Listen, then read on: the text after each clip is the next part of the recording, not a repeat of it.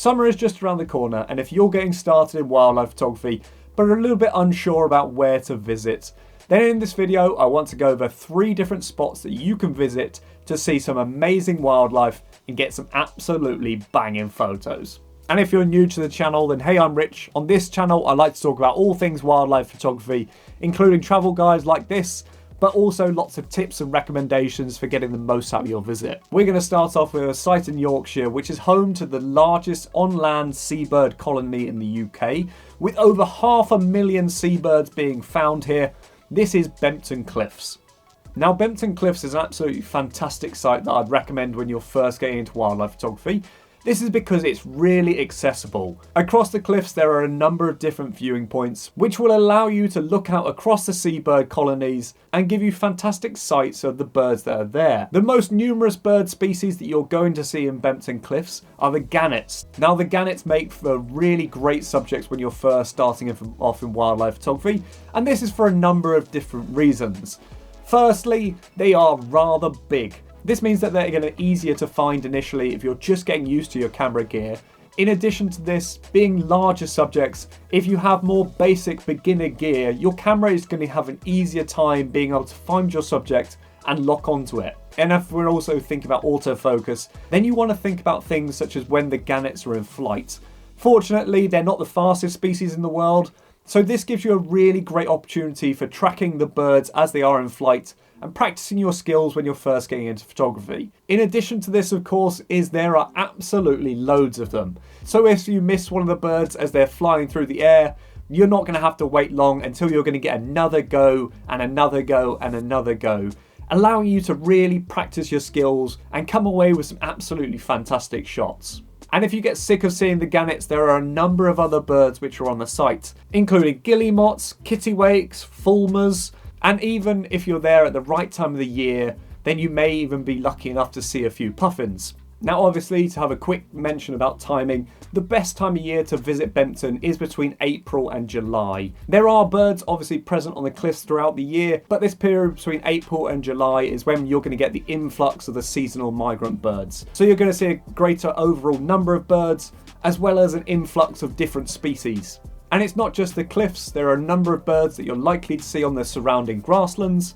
This includes things like barn owls, corn buntings, and if you're lucky then you might see a couple of short-eared owls. Although the best time of year to view the short-eared owls is probably going to be later on into the year and possibly into winter. Now, it's a really well-equipped site to visit, and I'd recommend going there all day. Definitely starting off as early as you can in the morning. This just means that you're going to avoid the big rush of crowds that you're going to see in the middle of the day, and ultimately you're going to come away with better photos. Shooting in the middle of the day, especially out over the cliffs on a bright sunny day, you're obviously going to get a very harsh light coming down from the sun, but also you're going to get the reflection coming up from the sea, and as such your photos can end up looking quite flat. Whereas if you're going to be there at the start or the end of the day, then you're going to get much more dramatic looking photos with generally better colours. If you are there all day, then there's lots of facilities that you could use, such as the cafe on site if you wanted to stop off, have a bit of lunch and then carry on your photographing afterwards. It's also a very accessible site, being only about half an hour away from Scarborough, and there's a number of campsites if you did want to stay over, located nearby. Overall, I'd highly recommend the site to anyone just getting started in wildlife photography, because it's massively accessible and you're going to see some absolutely fantastic animals along the way.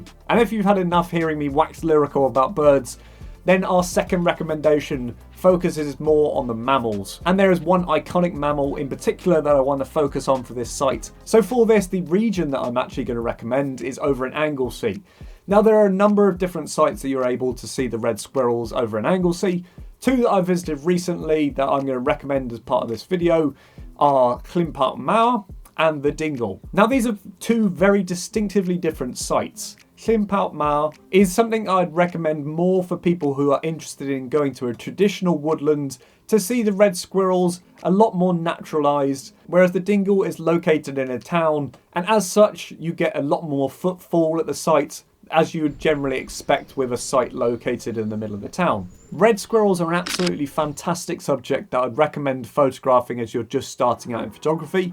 The reason being is they're massively vibrant and they are fantastically characterful individuals. And they are also a very important species in the UK when it comes to conservation. As a species, they used to be very prevalent across the UK, but with the introduction of grey squirrels, which outcompeted the red squirrels, as well as introduced a virus which they are very susceptible to, as well as the ongoing effects of their habitat degradation and loss, the range of the red squirrel has been dramatically reduced. Fortunately, Anglesey is a fantastic stronghold for them, as the population of grey squirrels on the island was removed back in 2016. Now, if you do visit either of these sites, the best time of day that I'd recommend to go and photograph the red squirrels would be early in the morning or late in the evening. This is because it's generally going to be the time of day when red squirrels are going to be the most active, actively foraging and looking for the food, which is going to give you the best chance of spotting them and ultimately the best chance of getting a photograph. As a species, they're far more arboreal than grey squirrels, so I would definitely recommend looking up in the canopy if you're struggling to find them, as often the rustling that you're going to hear from up here is very likely to be a red squirrel looking for its next meal. Now, both of these sites are set in woodlands, which when you're first starting out in wildlife photography can pose to be a little bit difficult of a situation when shooting, as sometimes when we're shooting in low light conditions, we come away with rather noisy looking images. If this is something that you struggle with, then I'll leave a link to a video down below for tips of how to get the best photos when you are shooting these low light conditions. There are also other species which you can photograph when you visit both of these sites, including the usual plethora of woodland birds that you would expect. And both of these sites are generally going to be pretty great throughout the year. If you're visiting earlier on in the year, then you might be able to see the red squirrels when the bluebells are out, which is absolutely fantastic and I'd really recommend it. Going into the middle of summer, we're going to get a lot more colour starting to appear from our trees, which really contrasts really nicely with our red squirrels. And then as we move into the autumn time, red squirrels will actually get even more active as they're starting to cache their food ready for winter. And then even if you were to visit the site in winter, you may still be lucky enough to see the red squirrels, as they don't hibernate and they're just going to be relying on the food that they've cached throughout the year. Now at this point, I want to give an honourable mention to a site which I feel like would appear in the comments if I didn't mention it, and that is Skomer. Now, Skomer is an absolutely fantastic site for seeing puffins. This year they've recorded over 50,000 of these spicy penguins. And from a photography perspective, it's really great to visit. Now, as a subject, the puffins are a little bit harder to photograph than the gannets that we talked about earlier.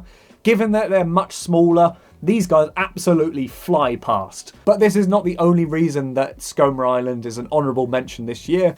The main reason that this is just an honourable mention in this video is that you need to book tickets for this trip far in advance. So this is now a huge recommendation for you to book tickets for next year. Now, bookings generally come online around winter time, so make sure you're checking around that time and get your tickets booked in as early as possible. But it's not just puffins that you're going to see on these islands. It's also home to a number of other seabirds that we've talked about before, including the guillemots, razorbills, cormorants, shags, oyster catchers, as well as a number of birds of prey. But if you're not lucky enough to book the trip for Skomer next year, then there are a number of other islands that you can try. One that I've really enjoyed recently was going up to the Isle of May in Scotland. Now, this is a very different looking island to Skomer, but the experience is just as good.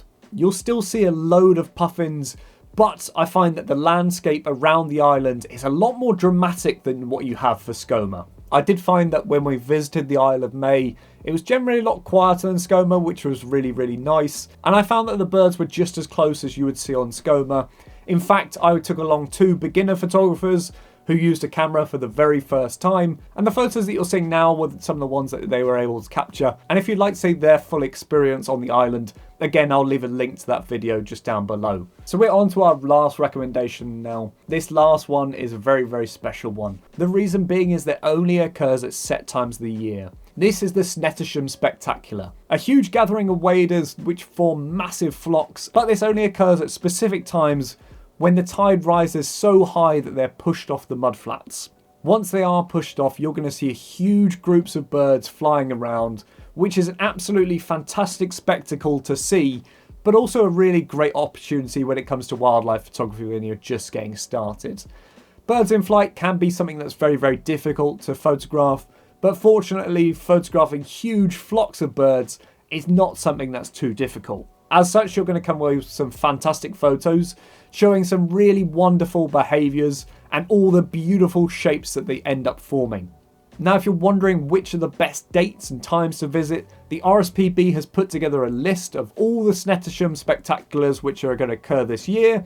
And again, I'm going to leave another link to that down in the description down below. Now, I really hope you enjoyed this video, and if you want to see even more travel guides like this, then consider hitting that subscribe button down below. And finally, thank you very much for watching. I'll catch you in the next one.